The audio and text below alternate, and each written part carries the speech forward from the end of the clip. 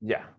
Buenas tardes, entonces. Vamos a comenzar esta clase. No me acuerdo el número que es esta clase, pero es la clase del 22 de octubre del año 2021. Y en esta clase lo que pretendo revisar es el querellante como interviniente.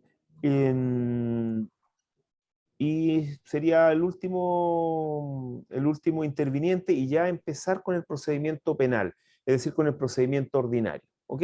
¿Les parece? Eso, que veamos eso hoy día. Eso es lo que Sí, señor. corresponde. Ya.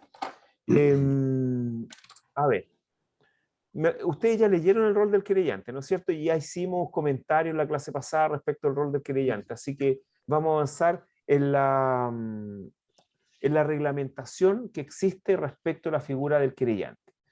Es muy fácil estudiar al querellante en el Código Procesal Penal.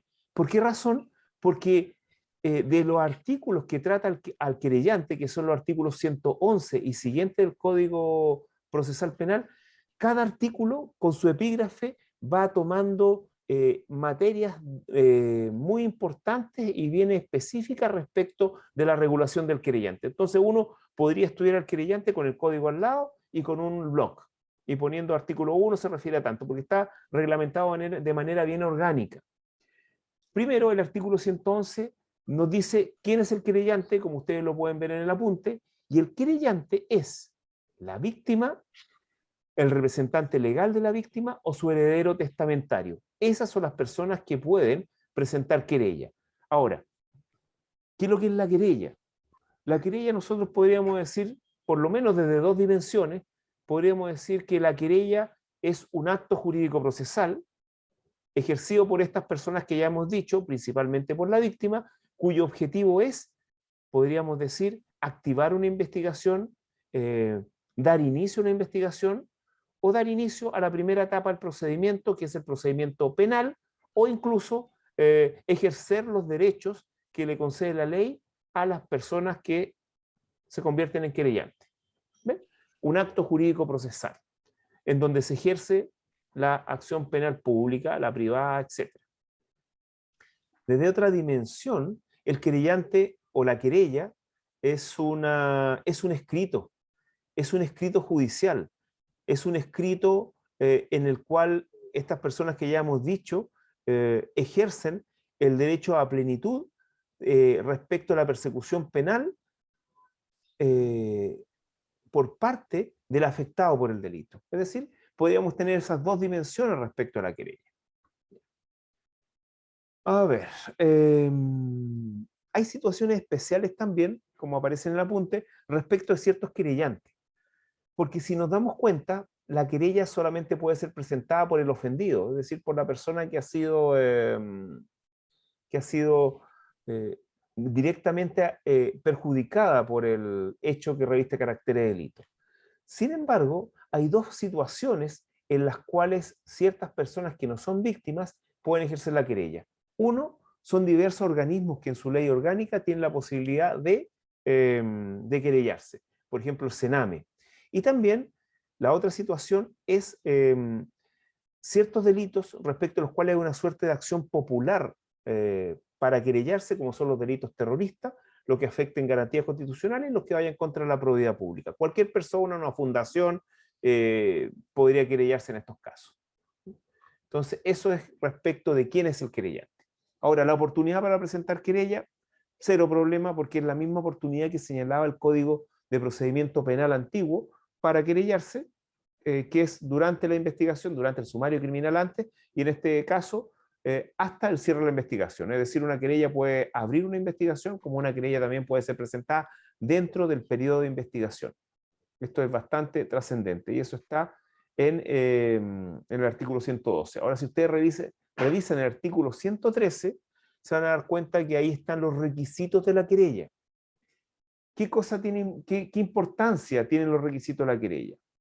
Si ustedes comparan la querella con una demanda, y esto siempre se hace para efectos pedagógicos, se van a dar cuenta que son similares en requisitos, pero no iguales. Ustedes ya saben los requisitos de una demanda: la individualización del tribunal, la individualización del demandante, la individualización del demandado, con los detalles que ustedes conocen, los fundamentos de hecho y de derecho y las peticiones concretas que se hacen al final. En el caso de la querella, como no se ejerce en plenitud la acción penal, hay 3 requisitos que no tiene o que cambian respecto a la demanda. Y con eso ustedes pueden tener armados los requisitos de la querella. El primer requisito, respecto a la querella, como recién estamos dando inicio a una investigación, es decir, al esclarecimiento de hechos que las personas responsables obviamente no quieren que se esclarezcan, tenemos que la querella puede ser presentada incluso no contra una persona determinada, sino que contra quienes resulten responsables o indicando al imputado con determinadas señas, los alias, la descripción física, etc. Esa es la primera diferencia. La segunda diferencia, como estamos frente a la averiguación de un delito y de la participación de personas en ese delito, tenemos las diligencias.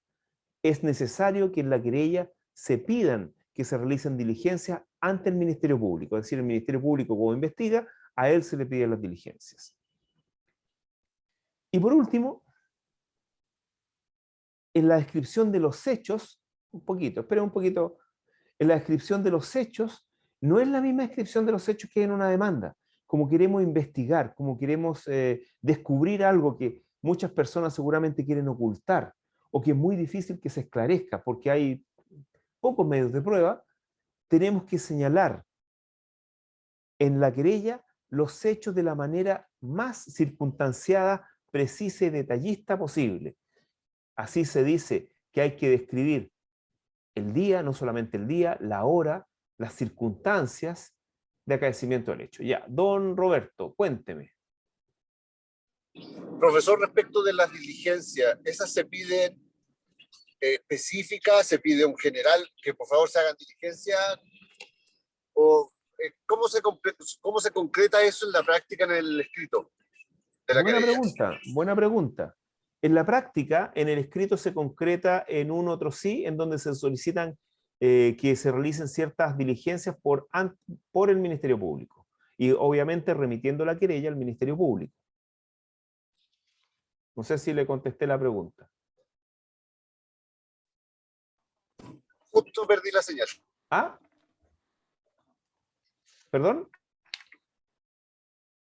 Le dijo que justo cuando le respondió se le fue ¿Ya? la señal, entonces no escuchó justo ahí. Ya. Entonces vamos a hacer algo muy interesante. He volvido. He vuelto, ya. Mire, vamos a hacer algo bien, bien interesante. ¿Ah? Mire. Por ahí dicen que una imagen vale más que 1000 palabras, ¿sí o no? Así es. Parece. Entonces les voy a mostrar una imagen, ¿no es cierto? Vamos a mostrarle una querella. ¿Mm? A ver. Una querella. A ver, vamos aquí. ¿Ah? A ver. Ay, a ver.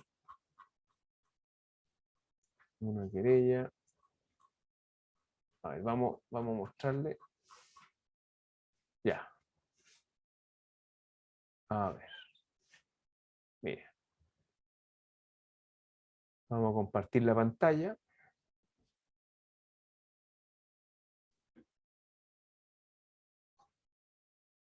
No, ahí le parece que le compartí otra cosa. Le compartí.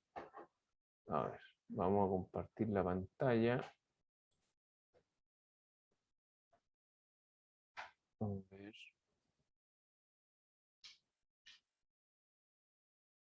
A ver. Ah, ya. Ahí está. Ahí parece que está, ¿o no? ¿Pueden ver la querella o no? Sí. Sí, Sí, ahí está. Querella criminal por delito. ¿Sí? De negativa a un pago. Eso están viendo, ¿no? ese requisitos especiales parece que el manual. Ah, ya estamos Requisitos viendo. No, especiales de la entonces, querella. ya, entonces estamos compartiendo otra cosa, ya. Bueno, esas cosas pasan. ¿Sí? Que es, claro. Esta tiene que ser. ¿Es así? Ahí sí. ¿Sí? Esa. Sí, es así. Ya, ahí sí, ya. Ya, si ustedes pueden ver, se dan cuenta querella criminal por el delito de negativa a un pago o entrega. Lo que pasa es que hay un delito, esta cuestión uno tiene que estudiarla, hay un delito que tiene que ver con que un funcionario público no retrase un pago o niegue un pago existiendo la obligación de hacerlo. Un delito. Y si se dan cuenta ustedes, en el segundo trocito dice diligencias para que sean practicadas por el Ministerio Público. ¿Ven? Miren. Entonces, vamos al segundo trocito. Segundo trocito. Y ahí ustedes tienen, primero trocito, y ahí ustedes tienen el segundo trocito, donde están ¿ven? Ahí, si ustedes se dan cuenta, dice que conforme al artículo 113, letra E, ahí se piden varias cosas, ¿ven? Que sea una orden de investigar, que se oficie el ISP, etc. ¿Ven? Ahí tienen una querella. Y en esa solicitud, profe, de la diligencia, el Ministerio Público, presumo que puede hacer cosas las mismas, otras distintas, descartar algunas. O sea, Ya. ¿Ven? Ahí están. Remitir copia del escrito al Ministerio Público para que acceda a las diligencias solicitadas, requiriendo la autorización de su señoría en los casos que correspondan. ¿Ven? A ver. ¿Qué pasa? Pasa lo siguiente. Que el Ministerio Público va a recibir la querella con las diligencias. Entonces el Ministerio Público puede hacer tres cosas, principalmente tres cosas. La primera cosa que puede hacer es decir, sí, son diligencias atingentes, son diligencias que son pertinentes, y si son pertinentes las vamos a realizar. ¿Ok? Las realizamos. También podría decir, ¿sabe? No son diligencias pertinentes y no las vamos a hacer. O también podría no decir nada. En los dos casos, los últimos dos casos, el querellante tiene el derecho de que una vez que se cierre la investigación y el querellante revise que nunca se le hizo caso a sus diligencias, o durante la investigación pero le pregunta al Ministerio Público qué pasó con estas diligencias, no le diga nada, o le diga, ¿sabe? Mejor no vamos a hacer nada, o no son pertinentes, puede pedir dentro de los 10 días desde el cierre, puede pedir la reapertura de la investigación al juez de garantía. ¿Para qué? Para que en una audiencia se discutan si es que esas diligencias son pertinentes. Si las diligencias son pertinentes, el juez de garantía obliga al Ministerio Público a reabrir la investigación y a realizar las diligencias. ¿Ven? Así funciona el sistema. Eso está, lo que le estoy diciendo, en el artículo 257 del Código Procesal Penal. ¿Ven? Entonces, tenemos como un guardián de la imparcialidad, más que la imparcialidad, de la objetividad del Ministerio Público al juez de garantía. Juez de garantía no solamente hace valer las garantías del imputado, sino también de la víctima y del querellante. ¿Mm? ¿Sí? Sí, muchas gracias. Ya, quedó claro, ¿no es cierto ahí? Sí, yo por lo menos, a mí por lo menos me quedó claro. Ya, bueno, ya, ok. Hay ciertos requisitos especiales respecto de ciertas querellas, como sale en el apunte por lo demás. La querella de acción penal privada tiene el requisito especial de que tiene que tener los mismos requisitos de una acusación, porque la querella hace las veces de acusación en la acción penal privada. Ese es un requisito especial. Bueno, aquí hay una cosa bien importante: cuando se presenta la querella hay un requisito de admisibilidad, o sea, mejor dicho, una revisión de admisibilidad por parte del juez de garantía. El juez de garantía, en cierta medida, hace lo mismo que hace el juez civil cuando se le presenta una demanda ejecutiva. Ven que el juez civil, cuando le presenta una demanda ejecutiva, hace un requisito de admisibilidad en cuanto se cumplen los requisitos de una ejecución. Tiene que ver si tenemos un título ejecutivo, perfecto. Tenemos que ver si el título ejecutivo no está prescrito. Tenemos que revisar si la obligación es líquida o liquidable, y tenemos que revisar que la obligación sea pura y simple. En este caso, el juez de garantía, para darle curso a la querella, debe revisar que se cumplan con los requisitos del artículo 113. Y aparte de eso, debe revisar si el hecho descrito en la querella es constitutivo de delito, porque si el hecho descrito en la querella no es constitutivo de delito, podría no dar curso a la querella. ¿Ok? Ahora, si el juez declara inadmisible la querella, perdón, el juez tiene un plazo, perdón, el juez si estima que la querella no es admisible por todo lo que le he dicho, inmediatamente no la declara inadmisible, sino que le da un plazo de 3 días al querellante para que la subsane o indique que por qué motivo la querella sí sería admisible. Ahora, en los casos en que la querella no cumple los requisitos del artículo 113, pero estemos querellándonos respecto a un delito de acción penal pública, el juez de garantía, después de los 3 días, puede declarar inadmisible la querella, pero como es de acción penal pública, la remite al Ministerio Público como denuncia. Eso para que sepan. El artículo 116 habla de la prohibición de querellarse. No voy a ir mucho a esto.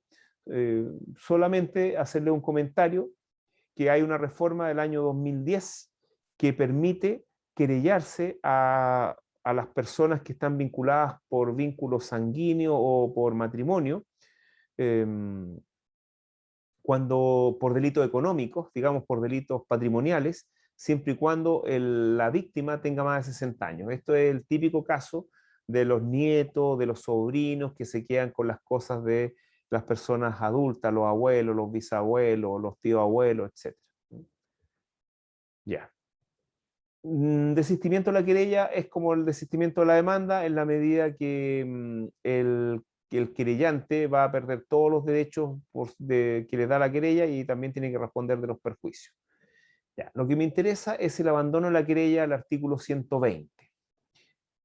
El querellante, para seguir adelante con su acción penal y posteriormente ejercerla en plenitud en la acusación, incluso hasta demandar, ejercer la acción civil en los casos que correspondan, debe cumplir con una serie de cargas procesales.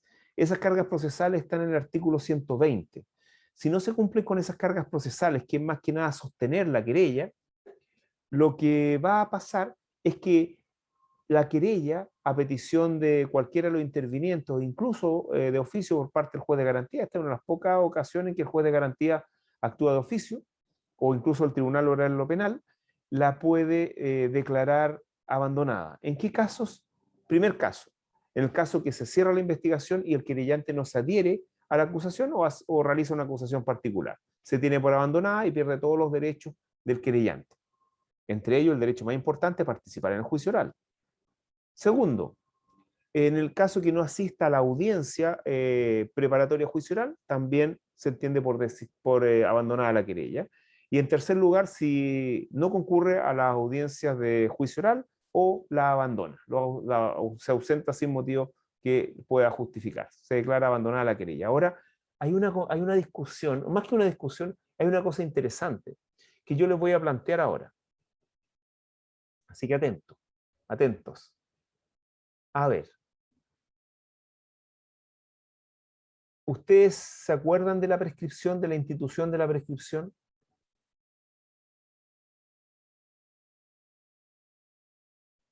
La institución de la prescripción, a ver. La prescripción de la acción En materia civil, Ya, hablemos de materia civil primero. ¿Cómo se interrumpe la prescripción en materia civil? presentando una demanda. Bueno, hay una opinión que dice eso, pero el Código Civil, ¿qué dice? ¿Cómo se interrumpe la prescripción civilmente? Porque también hay una interrupción natural. Civilmente sería mediante la notificación de la demanda. La notificación válida de la demanda, efectivamente. A pesar que hay discrepancias, hay por ahí un fallo de la Corte Suprema que dice que basta la presentación y la posterior notificación, pero lo importante es que esté presentada dentro del plazo, ya. Salgámonos de la materia civil, vamos a la materia penal. ¿Cómo se interrumpe o suspende o interrumpe la prescripción de la acción penal?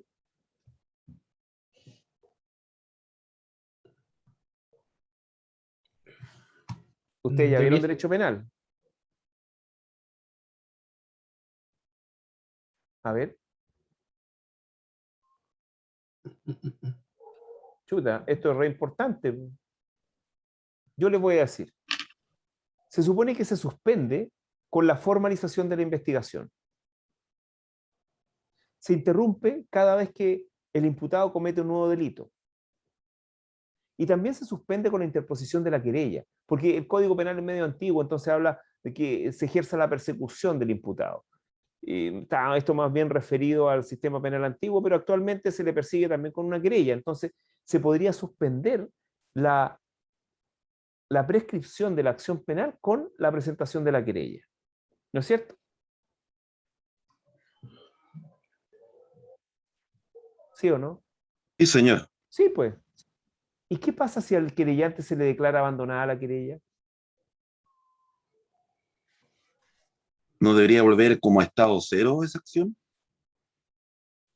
Debería perder todos los derechos que le dio la interposición de la querella al querellante. Por lo tanto, no suspendió la prescripción de la acción penal y la tendría que haber suspendido la formalización. Pero si la formalización se hizo después del plazo de prescripción, miren, qué interesante. Profesor, no entendí. El último ejemplo no lo entendí. Lo que pasa es que se suspende la prescripción de la acción penal con la interposición de la querella. ¿Hasta ahí entendió? Ahí estamos bien o no? Perfecto. Ya. También se suspende con la formalización de la investigación. ¿Estamos bien? Así es, hasta Ya. ahora está muy bien.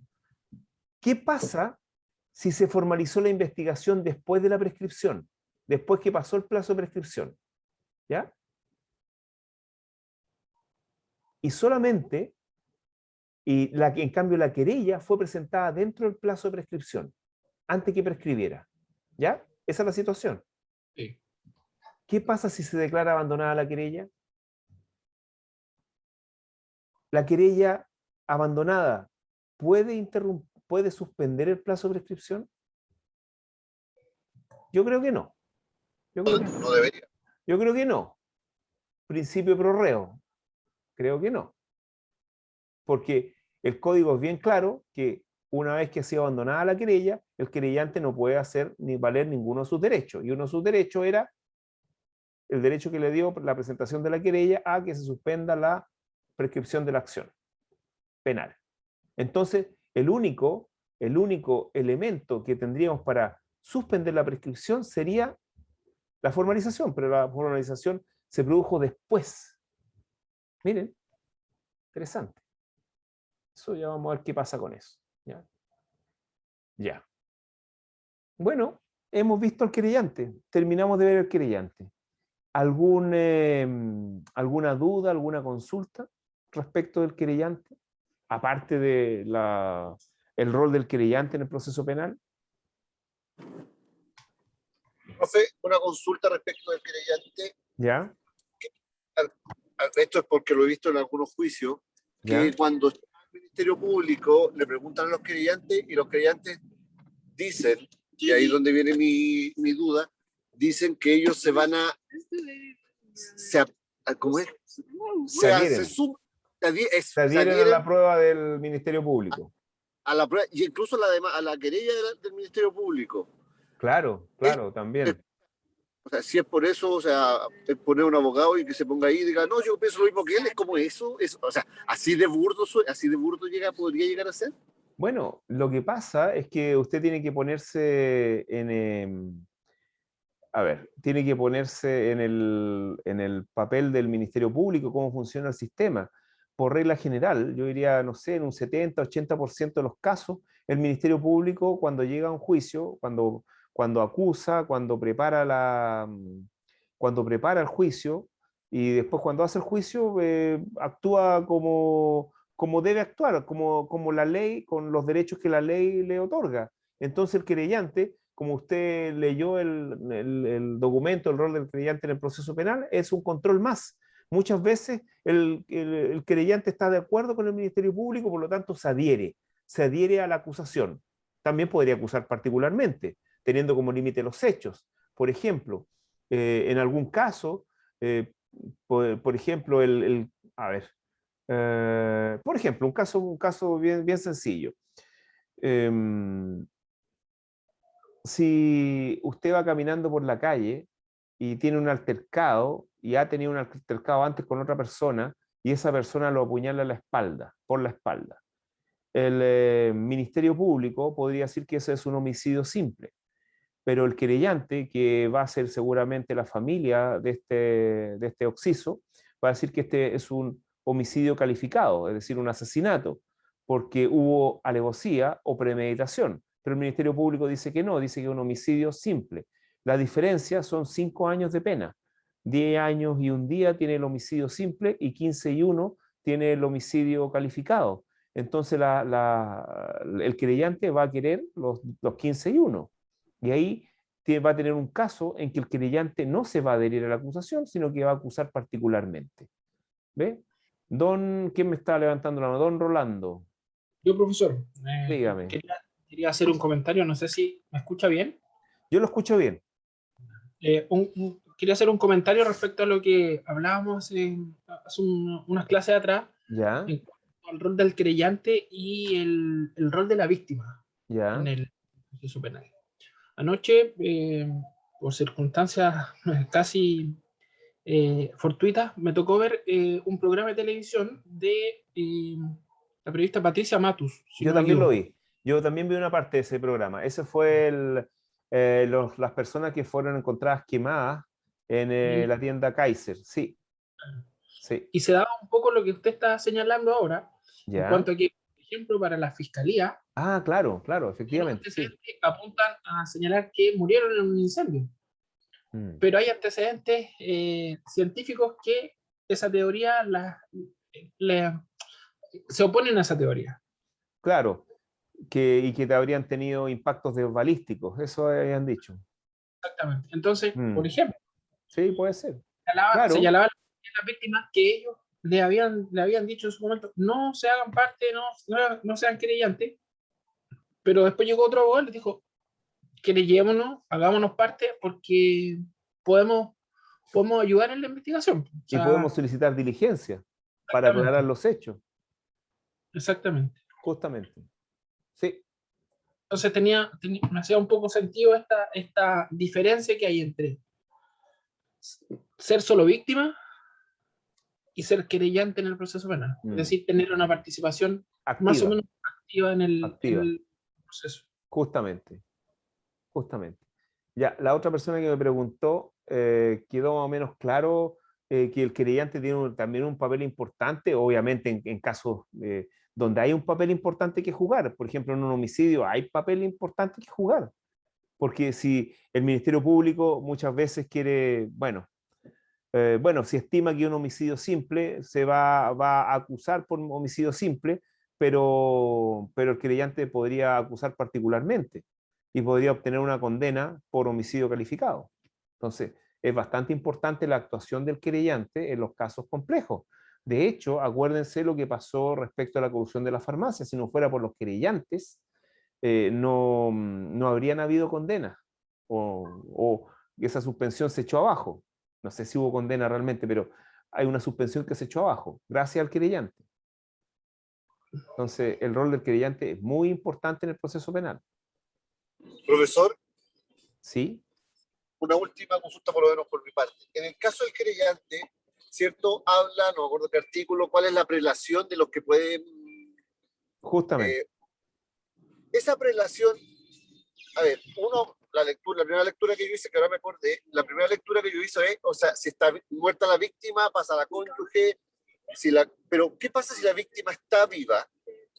¿Puede alguno de los que están en el artículo numerados pueden igual presentar querella pese a que la víctima, o sea, obviando que la víctima ya no quiso hacerlo y lo puedo hacer yo por mi parte? Ya. Buena pregunta. Miren, en estos casos sí es posible en dos situaciones. La primera situación, en los casos que la víctima no pueda ejercer sus derechos porque es menor de edad o porque está interdicta. En ese caso, el representante legal puede querellarse. Y también hay un caso, bueno, bien impactante, que son los casos en que la víctima no puede ejercer sus derechos porque la víctima está postrada. Por ejemplo, alguna persona que está en estado vegetal, también. O una persona que está agonizando. O una persona que a lo mejor no puede hablar. O una persona que quedó demente. Sí, lo que pasa, Efectivamente. perdón, caso, o sea, a mí me queda claro que por ese lado sí, pero yo estoy pensando desde el punto de vista de la víctima no tiene ninguna incapacidad, solo que no quiere seguir porque la verdad que no tiene ganas, y yo como abuelo, padre, suegro, no sé, no me acuerdo cuáles son las expresiones, sí lo quiero hacer, llevar adelante. No, ¿Eso es posible? no se puede, no se puede. En el caso que la víctima tenga en pleno uso de sus facultades, no se puede. La víctima, en cierta medida, es dueña, bueno, es dueña de su querella, salvo que haya un interés prevalente o haya una suerte de acción penal, más bien popular, en el sentido de una querella popular, ¿no? Cuando son cometidos por los delitos que ya señalé, terroristas, contra la probidad, contra las garantías constitucionales, etc. Ah, ya, gracias. Sí, sí, no. Bueno, ¿alguna otra consulta respecto al querellante y los intervinientes? ¿No? Ya. No, señor, aquí por lo menos no. No, ya. Vamos a revisar ahora el procedimiento penal. Vamos a ver el procedimiento penal ordinario, es decir, de acción penal pública y el que está regulado en el libro segundo del Código Procesal Penal. Bueno, para referirme al procedimiento penal reformado, tengo que indicar que tiene tres etapas: la investigación, la etapa intermedia y el juicio oral. Vamos a caracterizar de manera bien sucinta cada una de las etapas, más que las características, qué es lo que es en esencia. Primero, la investigación. La investigación en esencia es una etapa administrativa a cargo de un funcionario público que es un fiscal adjunto, a cargo del Ministerio Público. Esta labor administrativa está regulada en la ley y el objetivo es recopilar antecedentes por parte del órgano persecutor, que es el Ministerio Público, que materialmente lo realiza esto un fiscal adjunto, en donde recopila antecedentes relevantes para la aplicación de la ley penal, por ejemplo, todos los antecedentes relevantes para acreditar el hecho que reviste carácter de delito, para acreditar la participación, para acreditar atenuante, agravante, etc. ¿Para qué recopila antecedentes en esta etapa de investigación el Ministerio Público? Para dos cosas principalmente: para tomar decisiones durante la investigación o acusar o no acusar al cierre de la investigación. Algunos dicen, y de manera muy sencilla, que el Ministerio Público investiga para acusar o para no acusar. Eso, de manera muy sencilla, eso hace. Pero nosotros podríamos decir de manera más compleja que el Ministerio Público investiga para tomar decisiones durante la investigación o al cierre de la investigación. Durante la investigación puede tomar muchas decisiones, como ustedes más o menos deben conocer. Una de las decisiones más importantes es formalizar la investigación respecto a un imputado. Otra decisión sumamente importante es solicitar medidas cautelares respecto al imputado, personales, principalmente personales. Bueno, y al cierre de la investigación, la decisión más importante va a ser acusar o no acusar. ¿Qué importancia tiene? Si acusa, el procedimiento penal continúa. Si no acusa, el procedimiento penal se estanca. O incluso podría llegar a terminarse, a sobreseerse, si es que no realiza alguna de las actuaciones a las cuales está en cierta medida obligado el Ministerio Público al cierre de la investigación. Eso es principalmente la investigación. Después que se cierra la investigación, viene la etapa intermedia. En la etapa intermedia, para caracterizarla, podríamos decir que es el inicio del proceso penal propiamente tal. En el inicio del proceso penal propiamente tal, la etapa, en cierta medida, la etapa intermedia es una etapa de discusión. Es una etapa en la cual se plantea las versiones contrapuestas del Ministerio Público y del imputado, a través de su defensor el imputado, e incluso una versión también contrapuesta que podría tener en cierta medida el querellante cuando acusa particularmente. Entonces, esta etapa es una etapa, podríamos caracterizarla desde dos perspectivas. Dos perspectivas son las importantes en la etapa intermedia. La primera, podríamos decir que está planteada la discusión, y por otra parte, es una etapa en donde se discute acerca de la prueba y en donde la prueba se depura, es decir, donde la prueba se filtra. ¿Por qué razón? Porque en la etapa intermedia, específicamente en la audiencia preparatoria al juicio oral, se va a filtrar la prueba que va a ser rendida durante el juicio oral. ¿Qué queremos decir con esto? Que la prueba, que no se puede rendir cualquier prueba en el juicio oral, sino que se tiene que rendir la prueba que haya pasado por el sedazo, por el filtro del juez de garantía. Por eso, la etapa intermedia es una etapa muy, muy importante. Ahora, algunos dicen que realmente las etapas del procedimiento penal sería la investigación, la audiencia preparatoria al juicio oral y el juicio oral. Sin embargo, la audiencia preparatoria al juicio oral está inserta en la etapa intermedia, porque una vez que se cierra la investigación, el Ministerio Público acusa. Con la acusación comienza la etapa intermedia, de esa acusación hay que darle traslado al querellante si lo hay, y al imputado. ¿El querellante para qué? Para que ejerza sus derechos, adhiera a la acusación, acuse particularmente, presente demanda, ofrezca prueba. De esa querella, perdón, de esa adhesión a la acusación o acusación particular y demanda, también tiene que ser notificado el imputado a través de su defensor. Y una vez que están todos notificados, se produce la audiencia preparatoria a juicio oral. En la audiencia preparatoria a juicio oral lo que ocurre principalmente es que el imputado, a través de su defensor, da su versión de los hechos, es decir, se defiende. Se puede defender mediante algunas defensas especiales que se llaman excepciones de previo especial pronunciamiento, o contestando lisa y llanamente la acusación, ofreciendo prueba, y posteriormente se discute acerca de la prueba. De todo lo que ocurre durante la audiencia preparatoria al juicio oral, se levanta una resolución judicial que se denomina autoapertura a juicio oral. Sin embargo, el nombre autoapertura realmente es un nombre poco feliz, porque esa autoapertura más bien tiene la forma o su naturaleza jurídica correspondería más bien a una sentencia interlocutoria de segundo grado, porque va a servir de base para la dictación de la sentencia definitiva en el juicio oral. Una vez que la autoapertura queda firme, se eleva al tribunal oral en lo penal que corresponda, y el tribunal oral en lo penal, al recibirlo, va a señalar una sala y va a señalar una fecha de juicio oral a la cual les van a ser citados todos los intervinientes. En la audiencia, en el juicio oral, en la etapa de juicio oral propiamente tal, nosotros podríamos decir que se hacen tres cosas, o dos cosas principalmente. Los alegatos de apertura, la rendición de toda la prueba, y por último los alegatos de clausura. Es decir, son tres cosas. Ahora, el juicio oral propiamente tal es una etapa que es esencialmente probatoria. Es esencial el juicio oral en la medida que solamente el tribunal oral en lo penal se puede hacer convicción acerca de la participación y los hechos y cualquier otra circunstancia con la prueba que ha sido rendida solamente en el juicio oral, salvo excepciones, pero muy, muy, muy raras, ¿ya? Que también la vamos a ver en su oportunidad.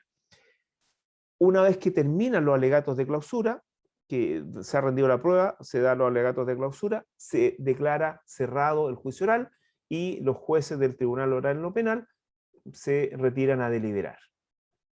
Eso sería, a grandes rasgos, cómo opera o cómo es el procedimiento penal reformado. Muy sencillo. ¿Alguna duda, alguna consulta? Hemos solamente esbozado las etapas del procedimiento penal. Ya vamos a entrar en cada una de ellas. De hecho, la etapa de investigación seguramente nos va a llevar varias clases, y después la etapa intermedia, quizás menos clases, la etapa del juicio oral también varias clases. A ver, ¿alguna duda o una consulta respecto de lo que les he planteado? No, yo no. Muchas gracias, profesor. ¿No? Me preocupa que no tengan dudas. Me preocupa bastante, porque cuando no tienen dudas es que no entendieron nada muchas veces los alumnos. Si tienen alguna duda, la pueden escribir también al chat, ¿no? Para los que anden en trayecto. Cuando usted habla de esta etapa de investigación, que no es una etapa jurisdiccional. No es una etapa jurisdiccional, exactamente. Pero de alguna manera señala que el con la investigación se activa el proceso penal Claro, claro. en su conjunto, pero no la parte jurisdiccional. Podríamos decir, miren, yo hago una diferenciación entre procedimiento y proceso. Yo creo que con la investigación se activa el procedimiento y No con hacia la el proceso. acusación se activa el proceso. Recién hay proceso con la acusación. Perfecto. ¿Mm? Perfecto. No me queda tan claro De hecho, en la esta. investigación hablamos intervinientes. Intervinientes en el proceso podremos hablar de partes. Ya desde que hay acusación ya podemos hablar de partes. ¿Sí? Sí, me queda claro. Me Ya. queda claro en el sentido que la investigación corresponde más bien a una etapa administrativa. Claro. Sí, justamente. Entremos a la investigación propiamente tal. ¿Ya? Si es que no tienen alguna duda respecto a lo que le he planteado de manera bien general, podemos ver lo que es la investigación. ¿Sí? ¿Sí? Ya. Veamos entonces lo que es la investigación. A ver. A ver. A ver, la primera etapa entonces del procedimiento penal es la investigación. Y la investigación la podemos ver desde dos perspectivas. La primera perspectiva es una perspectiva procedimental, como etapa. Y la segunda perspectiva es como actividad, que ya lo he señalado a grandes rasgos, que es una actividad que realiza el Ministerio Público durante esta etapa, cuyo objetivo es la averiguación y comprobación de ciertos hechos, quizás no comprobación desde el punto de vista judicial, pero sí comprobación desde el punto de vista administrativo para convencer al Ministerio Público de tomar ciertas decisiones. ¿Ok? ¿Y qué es lo que investiga? Investiga hechos relevantes para la aplicación de la ley penal. Como por ejemplo, ¿qué podrá investigar? A ver, ¿tienen alguno de ustedes, por ejemplo, un homicidio? ¿Qué tendrá que investigar el Ministerio Público como trascendente para la aplicación de la ley penal? ¿Con qué fue muerto? El arma homicida, ¿ya? Sí, ¿Qué más? que lo mató en primer lugar. La participación, ¿ya? ¿Quién lo La mató? participación. ¿Ya? ¿Qué más? El parentesco que tenía el homicida, o digamos el imputado, mejor dicho, el imputado con la víctima. Es importante porque podría haber un parricidio, o podría haber lo que se llama un femicidio. Podría ser. ¿Qué más? Los hechos o las circunstancias en las cuales se dio el homicidio. También, porque es diferente un homicidio en el cual yo me preparo, compro un arma de fuego, sigo a la víctima y le descerrajo un tiro, ¿no es cierto? Es diferente a que si yo estoy, a que si, bueno, usted mejor hagamos el ejemplo con ustedes. Si ustedes están conversando con un amigo y de repente tiene una opinión diferente de la de ustedes y como han tomado un poco de alcohol, agarran una botella y se la quiebran en la cabeza, ¿no es cierto? Y fruto de eso, o producto de eso, muere su amigo.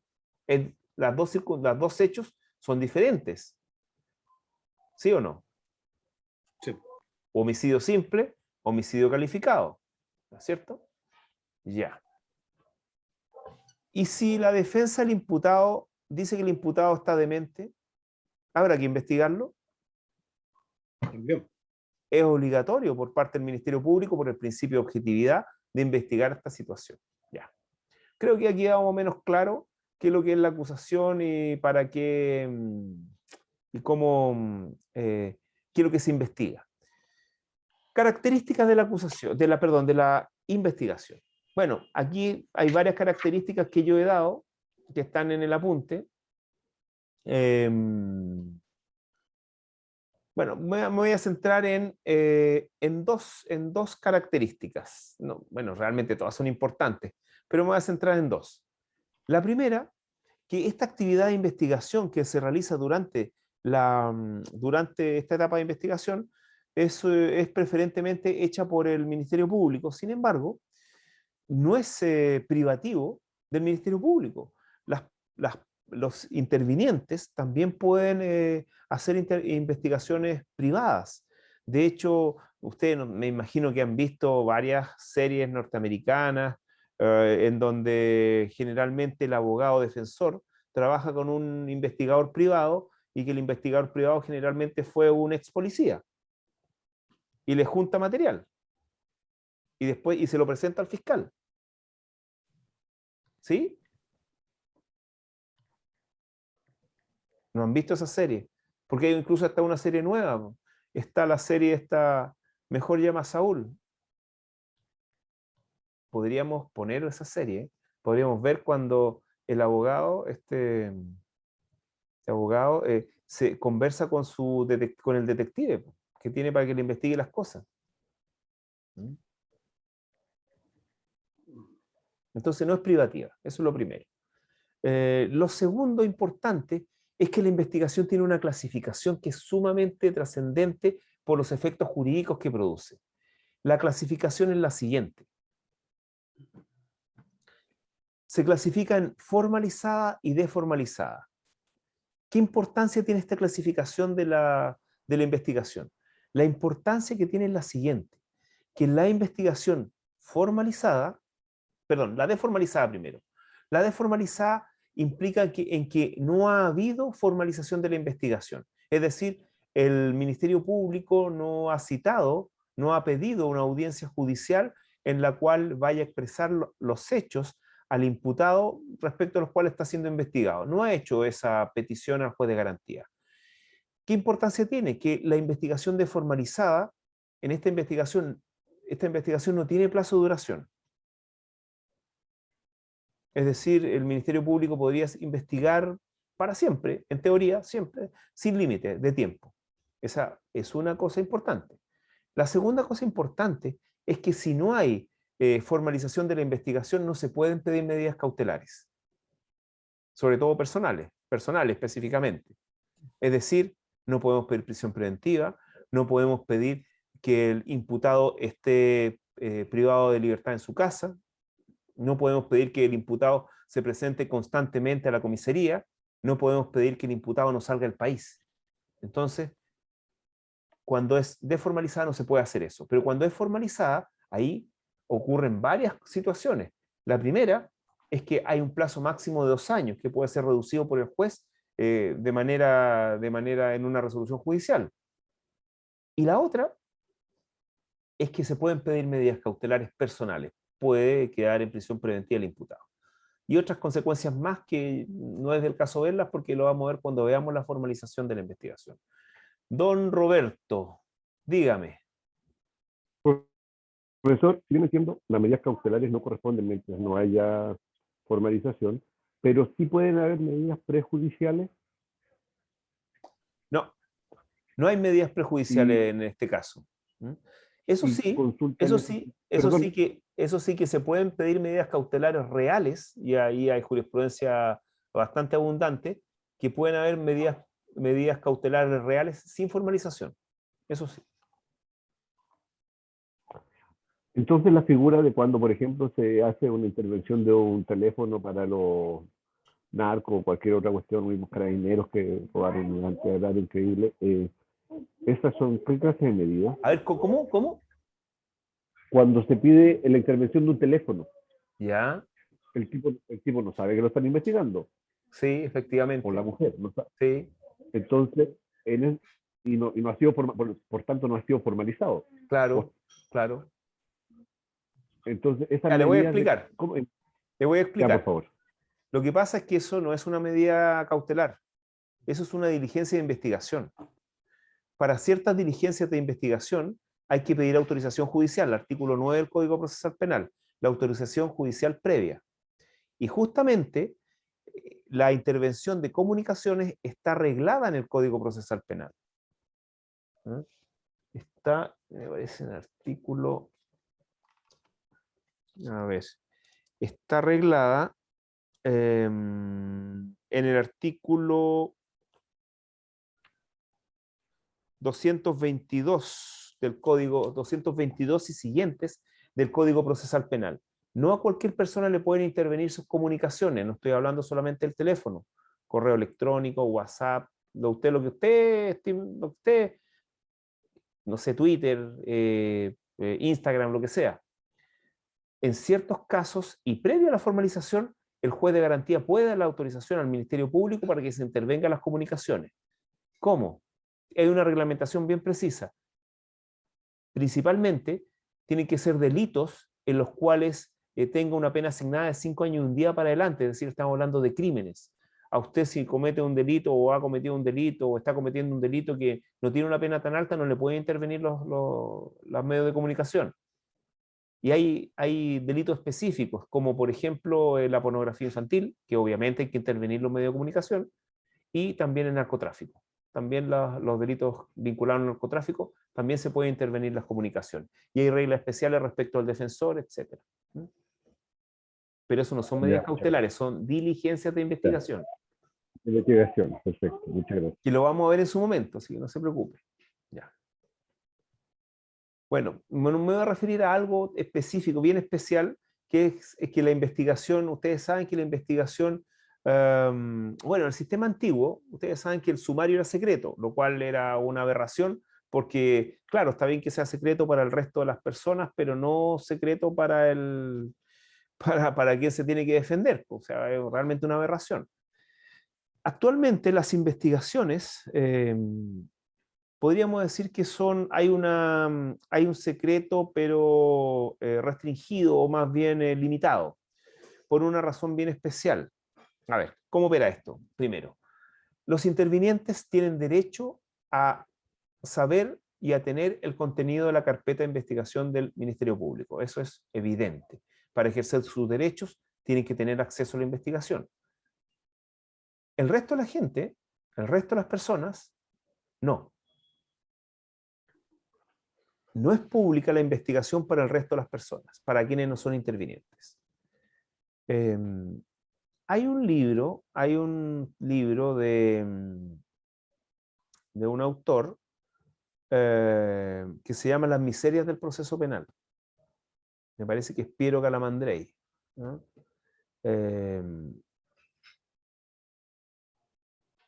A ver, dejen revisar. Vamos a parar un poquito esto.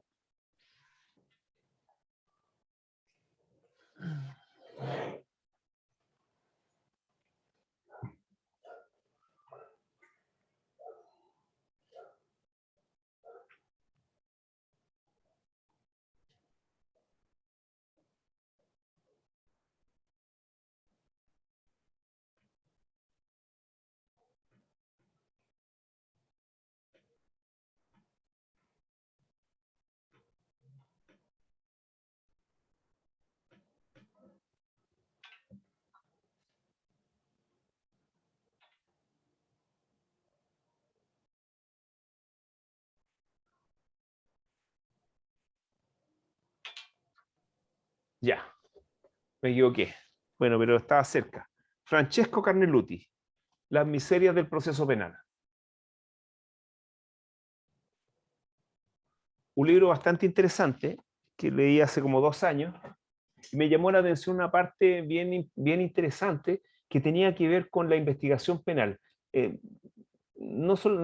Centrándonos en la investigación penal y las miserias que implican la investigación penal para quien es imputado. No todos los imputados van a llegar a ser condenados, eso está claro, es evidente.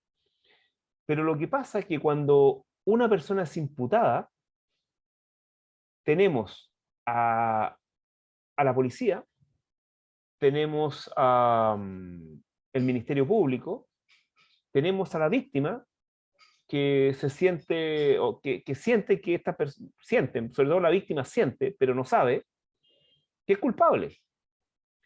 La policía quiere que sea culpable porque la investigación va a llegar a su trabajo, va a llegar a buen puerto. El Ministerio Público, ¿para qué decir? Si todos estos antecedentes llegaran o fueran públicos, la persona sería ya condenada por los medios. De hecho, nadie se acuerda de las absoluciones, todos se acuerdan de la noticia que da origen a, digamos, el proceso penal, o la primera noticia que procede de las primeras actuaciones del proceso penal. Entonces, el imputado lo pasa muy mal. Y muchas veces, vinculado a todos los hechos que corresponden al hecho punible, pueden haber otras circunstancias u otras actividades del imputado que no son penadas, pero que realmente podríamos decir que pueden someterlo a escarnio público. Y por eso que hay secreto para el resto de las personas respecto a las investigaciones penales. De hecho, yo recuerdo que durante el segundo gobierno de Bachelet, al ser investigado su hijo y su nuera, era noticia como semanal. Cualquier parte de la... Era dramático porque cualquier etapa de la investigación, cualquier cosa que avanzaba en la investigación, inmediatamente llegaba a los medios de comunicación. No sé si ustedes se acuerdan, portadas de la segunda, sobre todo, con filtraciones de la investigación. Frente a esa situación, hubo que legislar y actualmente filtrar informaciones de investigaciones es delito. Actualmente no se pueden filtrar porque es delito.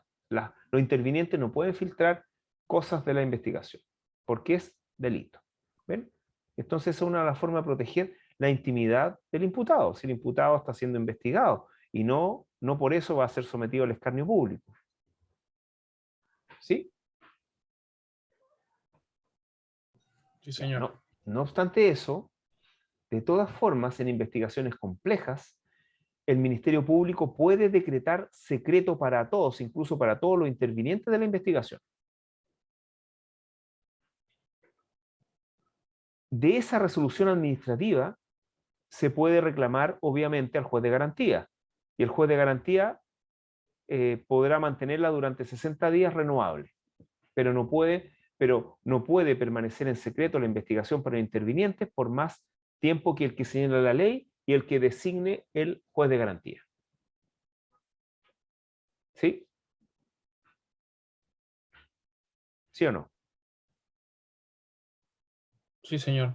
Sí, Ese plazo, el plazo que señala la ley son estos 60 días claro. de secreto. Pueden ser renovables por el juez de garantía. ¿En Ahora, cuántas veces puede ser renovable? el juez de garantía lo verá, pues, pero no va a renovar mucho. Pero generalmente es muy difícil que operen en situaciones así porque actualmente los fiscales ya tienen un manejo de las investigaciones. Entonces, ¿qué voy a hacer si yo soy fiscal? No voy a formalizar hasta que tenga todo el cuento armado.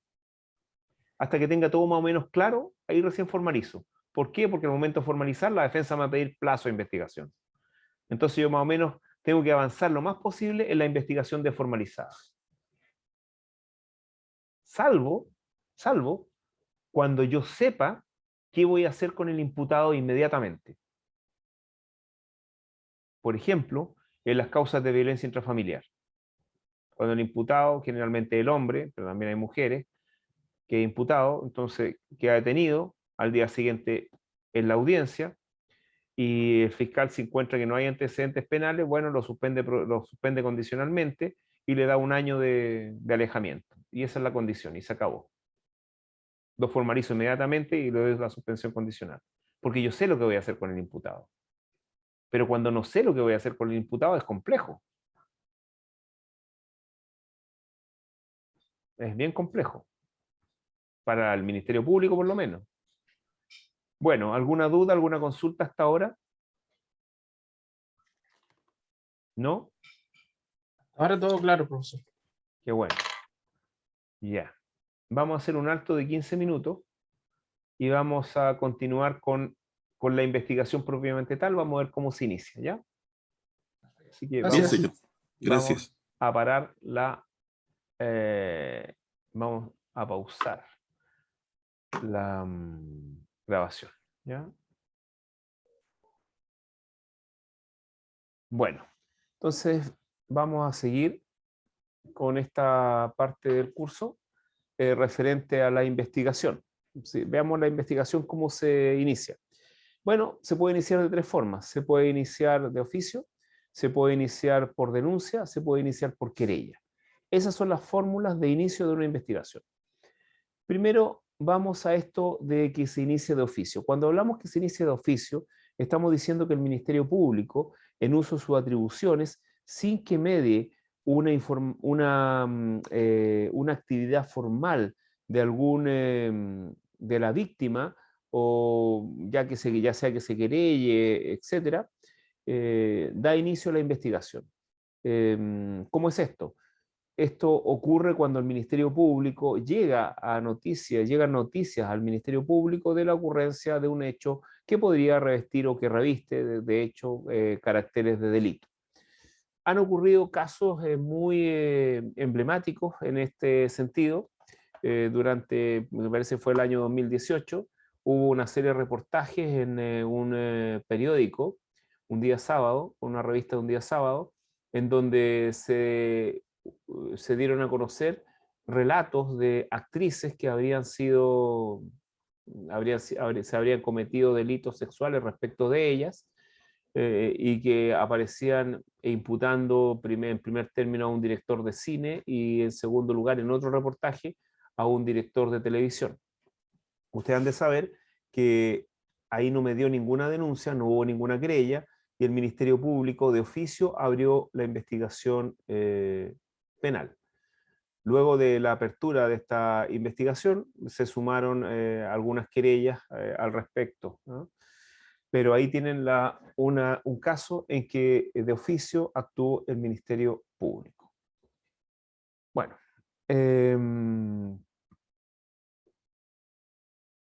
por lo demás,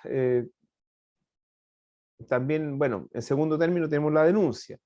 Y la denuncia es el ejercicio, podríamos decir que es el ejercicio más puro de la acción penal, porque en este caso, cuando una persona denuncia, cuando la víctima denuncia un delito, no se convierte en parte en el proceso penal ni en interviniente, solamente opera esta comunicación que realiza al Ministerio Público o a sus agentes, es decir, a la justicia, a sus agentes, Ministerio Público, las policías. Bueno, cualquier persona puede denunciar. Toda la materia de la denuncia, como apertura de la etapa de investigación, está en el artículo 173 y siguiente del Código Procesal Penal. La forma que tiene la denuncia es, a pesar que el código señala que puede ser oral, toda denuncia tiene que ser manifestada por escrito y también como contenido debe individualizar al denunciante, por lo tanto no hay denuncias anónimas. Deben ser los denunciantes entonces individualizados. ¿Y qué contiene? Bueno, la individualización del denunciante, la narración circunstanciada de los hechos con el máximo detalle posible, obviamente, del hecho mismo para proceder a la investigación. Y sindicar a alguna persona como interviniente, como partícipe en el delito, si es que se puede, y todos los datos que puedan llevar al esclarecimiento de los hechos, entre ellos testigos, rastros, etc. Y por último, la firma del denunciante. Con esto queda claro que las denuncias no pueden ser anónimas. El artículo 175 del Código Procesal Penal es sumamente importante porque indica que los funcionarios públicos tienen la obligación de denunciar no solamente los funcionarios públicos, sino que ciertas personas, pero específicamente los funcionarios públicos, tienen la obligación de denunciar los delitos que ocurran y de los que ellos tengan conocimiento respecto a su actividad profesional o como funcionario público. Entre ellos tenemos, por ejemplo, a los profesionales afines a la educación y a los profesionales dedicados a la salud. También incluso hasta los encargados de transporte, que pueden incurrir en una falta o incluso en un delito. Todos sabemos que el denunciante también tiene responsabilidad porque puede cometer el delito de denuncia calumniosa. Esto es la denuncia de un delito prescrito o de un delito inexistente. Una cosa importante que agregó el Código Procesal Penal fue la posibilidad en el artículo 179 de que el imputado se autodenuncie. Ahora ustedes podrán pensar, bueno, ¿y por qué un imputado se autodenunciará? Y esa es la pregunta que les voy a hacer a ustedes. ¿Por qué un imputado querría autodenunciarse? Atenuante. ¿Cuál atenuante? de colaboración sustancial con la investigación. Colaboración sustancial para el esclarecimiento de los hechos. Muy bien, efectivamente. Un imputado se va a autodenunciar para obtener esa atenuante, que a veces con esa atenuante pueden obtener una pena que esté sometida a un sistema especial de beneficios. Y esa, muchas veces esa atenuante va a ser la diferencia. Bueno, ¿sí? Porque además eso yo lo puedo sumar en la mayoría de los casos con irreprochable conducta, entonces ahí ya voy configurando ya no una. Claro, en la sino mayoría de los casos, se supone. Bueno, hay más atenuantes que pueden tener. Ya. Bueno, la última forma de apertura de una investigación es mediante la querella, a lo cual ya hemos revisado lo que es una querella, cuándo se puede presentar, y es posible que con una querella se pueda abrir una investigación. Ahora, el abrir una investigación con una querella tiene bastante trascendencia y es mucho más efectiva que abrirla con una denuncia, porque con una denuncia se pueden operar estos filtros que utiliza el Ministerio Público al inicio, entre ellos el archivo provisional y la facultad de no iniciar, y también incluso podría operar el principio de oportunidad. Pero una vez que hay querella, ya el Ministerio Público no puede ocupar estos filtros y el Ministerio Público estaría obligado a realizar una investigación. Por eso es tan importante querellarse. ¿Alguna duda, alguna consulta? ¿No? No, profesor, Ya. gracias, yo no. Mire, vamos a dejarlo hasta acá porque hay un tema muy trascendente que quiero que veamos, pero que sea al inicio de una clase, porque tenemos que revisar lo que es la detención, el estatuto de la detención en Chile. Y me voy a abocar solamente a lo que a las diferencias que hay entre diferentes privaciones de libertad en Chile. La detención es diferente al arresto y a la prisión. ¿Ok? ¿Sí? ¿Sabían Sí. que había diferencia?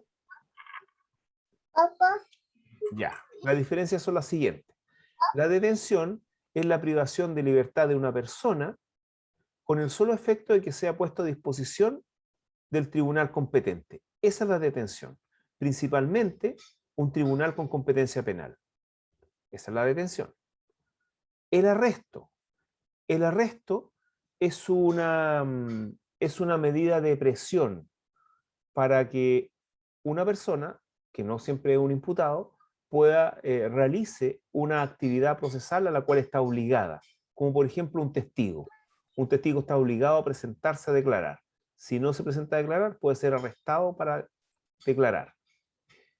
Por ejemplo, un deudor de pensión alimenticia. Un deudor de pensión alimenticia está obligado a pagar una cierta mesada o pensión mensualmente, y si no lo hace, puede ser arrestado hasta por 30 días.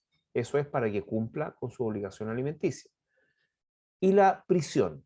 La prisión es una medida cautelar que tiene objetivos precisos, que tienen que ver con los fines del proceso penal, y que es la privación de libertad de un imputado que ha sido formalizado en un recinto penitenciario mientras dure la investigación o el proceso en su contra y se sigan manteniendo las circunstancias que dieron pie a su privación de libertad. Entre ellos, el éxito de la investigación, la comparecencia, asegurar la comparecencia del imputado, o también que sea un peligro para la seguridad de la sociedad o la víctima, ¿no?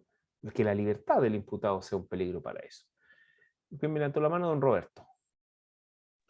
Profe, una consulta, aquí en el apunte, en los primeros párrafos de la detención, el arresto y la prisión, se hace un distingo donde dice que la detención es respecto del imputado y el arresto y la prisión son respecto de personas. ¿Dónde sale eso? Al principio de cada uno de los párrafos. Detención, privación de la libertad temporal temporal respecto al imputado, para el solo efecto de ser puesto a disposición de un tribunal con competencia penal. Existen dos situaciones parecidas: el arresto, la privación de libertad de una persona como acto de apercibimiento de sanción o estímulo para el cumplimiento de una orden judicial, principalmente sinónimo de apremio en este caso, prisión, privación de libertad de una persona para asegurar los objetivos del procedimiento penal, medida cautelar, prisión preventiva. Resolución judicial, ya, ¿y dónde está el problema? Ahí eso, ¿no? El tema está que en la primera, en la detención dice imputado y en las otras dos se refiere de persona. Por eso me llama la atención. Ah, sí, aquí podríamos, sí, la detención corresponde a un imputado, para detener la persona tiene que ser imputada, y claro, prisión hablamos de persona, pero claro, persona va a poner entre paréntesis imputado. ¿Mm? Imputado. Esto. Ya, gracias. Imputado. Ahí está. Sí. Claro, y claro, la detención, sí, imputado también. Sí. Bueno, entonces vamos a dejar hasta acá la clase, porque en la próxima clase vamos a ver el estatuto de la detención en Chile. ¿Ok? Y esto es bien sencillo. En Chile, con la llegada del Código Procesal Penal, por regla general, la detención puede decretarla solamente un juez. Bajo el Código de Procedimiento Penal, la detención podían decretarla los intendentes y los gobernadores. Habían detenciones por autoridad administrativa. Actualmente solamente un juez puede ordenar la detención de una persona. Esa es la regla general. Para que una persona sea detenida, entonces tiene que haber una orden de un juez. Sin embargo, existen excepciones. Y la excepción es la detención en flagrancia. Es decir, la detención sin orden judicial por parte de la policía o por parte de privados, es decir, por parte de personas particulares. En el caso de la detención por personas particulares, solamente pueden detener para poner a disposición de la policía. Y la policía detiene para poner a disposición de un tribunal. ¿Ok? Pero las detenciones sin orden judicial se producen solamente frente a delito flagrante o situación de flagrancia. Cuando hablamos de delito flagrante, estamos hablando de dos circunstancias principalmente. De la circunstancia de la comisión infraganti, es decir, de estar cometiendo en ese momento el delito, o de cometer el delito y ser detenido en un periodo posterior a la comisión del delito que puede llegar hasta 12 horas. Esas son las situaciones de flagrancia, como cuando una persona huye del lugar de los hechos donde se cometió el delito con rastros del delito y es indicada por la víctima o por terceros, o incluso cuando es captado mediante cámaras de seguridad o cámaras al respecto. Hasta 12 horas desde la comisión del delito se puede detener en flagrancia. ¿Ok? Ok. Y generalmente la detención en flagrancia va a dar lugar al inicio de una investigación, ya sea por vía denuncia, ya sea por vía querella o incluso de oficio. ¿Ya? Entonces eso es lo que tenía que decirles por hoy, y ha sido un agrado y ya es tiempo que descansemos. Así que nos estaremos viendo la próxima clase, en donde vamos a revisar, como les dije, el Estatuto de la Detención en Chile, y vamos a avanzar seguramente con las diligencias que se realizan por parte del Ministerio Público.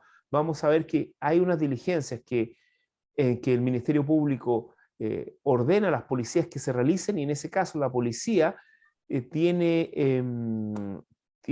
respecto al Ministerio Público el carácter de auxiliar. Vamos también a ver que las policías pueden realizar diligencias o actividades autónomas en la investigación, sin necesidad de que el Ministerio Público les dé órdenes. Vamos a ver también que hay una actividad de investigación que realiza el Ministerio Público, es decir, los fiscales también investigan directamente. Entonces vamos a ver esas tres cosas, ¿ya? La próxima clase, y vamos a seguir avanzando. Ok, ha sido un gusto y nos estamos viendo entonces el próximo viernes. Que estén muy bien, y cualquier cosa Muchas me gracias, escriben. profesor. Y les voy a mandar seguramente algunos párrafos de este libro, de las miserias del proceso penal. ¿Ya? Que seguramente les voy a mandar la introducción, a ver si se animan a leerlo. Igual es un libro interesante desde la perspectiva de lo que significa el proceso penal, ¿ah? De las miserias que tiene el proceso penal, que conlleva el proceso penal. ¿Ya? Es terrible el proceso penal. Incluso estaba leyendo unas partes que que Carneluti compara el proceso penal como un circo romano. Le dice que es el lugar donde hay más incivilidad, donde se ve más las personas que no quieren el Estado, ¿no? Y que realmente presenciar un proceso penal es como ir al circo romano. Increíble. Bueno, nos vemos entonces. Que estén muy bien. Chao. Listo, Dios. Chao, que estén bien. Chao.